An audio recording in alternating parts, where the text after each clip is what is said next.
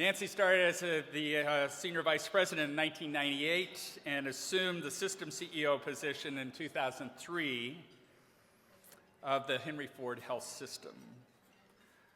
Her impact on an already prestigious system has been significant, and you saw it in the program. A Malcolm Baldrige Award winner, a deserved reputation as a leading innovator, an organization that walks the talk in terms of being patient-centered and staff engaged. All done in a highly, highly stressed environment that I understand was Detroit, but is no longer is Detroit.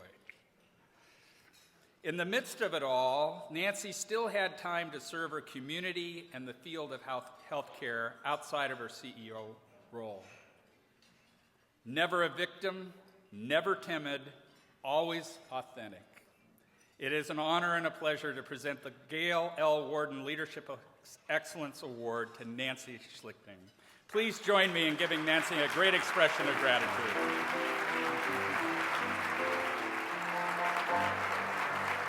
Thank you. You know, I've had this feeling all evening, what am I doing here? How could this be? And then when Christy said we were legends, I knew it was the wrong place. Because Judy Faulkner's in the room, and she's got to be a legend, and Gail Warden is in the room, and they are clearly legends. But all I can say is thank you. This is an extraordinary honor for me. And I want to thank Peter Butler and the NCHL board, as well as Tim, who's now joining as chair, and Christy and Jeff and the award selection committee. It is truly humbling to stand here before you.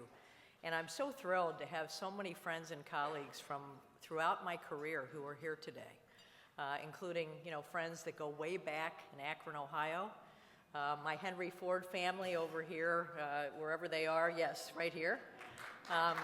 Thank you for being here. We have some friends from Detroit, and even the University of Michigan, I think, is here tonight. So, but to be included with Glenn Steele and all of the past honorees is over the top for me. But I have to tell you, to be receiving the Gail Warden Leadership Award is probably the most extraordinary thing that has happened to me in my career. Because I think some of you know, and perhaps some of you don't, but I am not just the successor to Gail Warden at Henry Ford Health System, but Gail has been the most significant mentor throughout my professional career. We met 35 years ago at the American Hospital Association when I was a fellow at the AHA and Blue Cross Blue Shield Association. And I remember my fellowship interview, and some of you will very much appreciate this. First of all, I was, a young 24-year-old, and I went for the interview. And at that time, the AHA had these beautiful offices right on Lake Michigan, on Lake Shore Drive. And I went there thinking that Gail Warden was a woman. That was a bit of a problem. So when I walked in his office, I realized quickly that was an error. But then I, tried to have small talk with Gail. Now, I think you all know sometimes that doesn't go well. So I started by saying, Gail, you have a beautiful view in your office.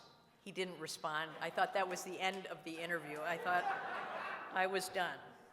But one of the great things about Gail Warden is he takes enormous interest in young people, and he took an interest in me. And throughout my fellowship year, he kept in touch with me, and of course I wanted to get to know Gail Warden. So every chance I had, I would sit with Gail and Lois at the bar often at retreats or other events to get to know them. And then when I was looking for my first opportunity after the fellowship, it was quite interesting because he had introduced me to a friend of his from the University of Michigan who was in his class, Al Gilbert, who was the CEO of Akron City Hospital. And at that time, I had offers to go to New York, back to Sloan Kettering, as well as to stay in Chicago. And, Gail called me into his office one day. He said, Nancy, it's all set. You're going to Akron. Well, I grew up in Akron. And even when I called my mother and I said, Mom, I'm coming back to Akron, she said, really? why would you do that? I said, well, Gail Warden told me that I should go to Akron to work for a wonderful person who will be a great mentor to me, Al Gilbert, who was. And he was so right. And so I went to Akron, and in a very short span of time, I was actually the chief operating officer of a 650-bed hospital at the age of 28.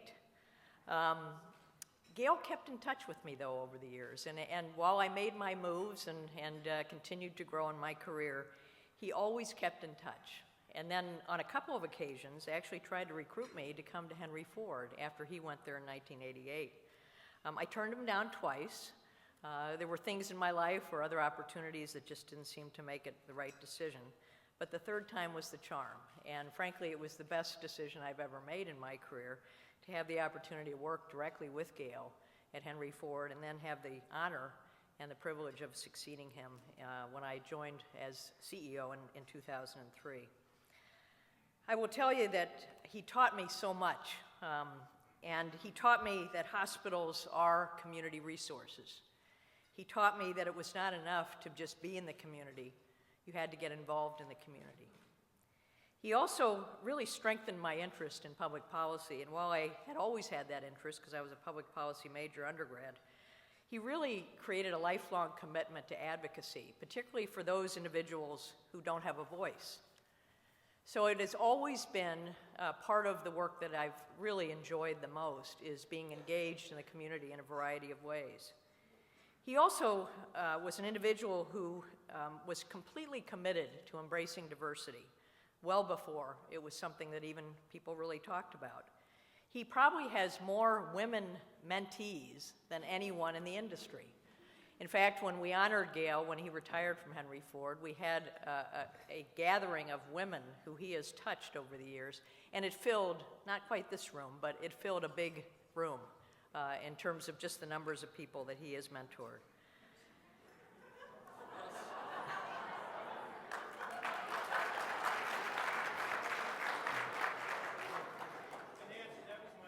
Was that it? I'm sorry, Glenn.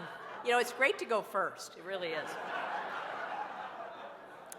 The other aspect that he certainly, I think, shared with me over the years was his passion for quality. And I think the reason that Henry Ford was successful in winning the Baldrige Award, which was such a joy for all of us. In fact, it was 3 years tomorrow that I got the call that we won the award. And it really, is a tribute to his legacy, that we started that quality journey way before most healthcare organizations in the country. And of course, as we all know, Gail has been a leader in so many aspects, including his work with the Institute of Medicine, National Quality Forum, on and on and on.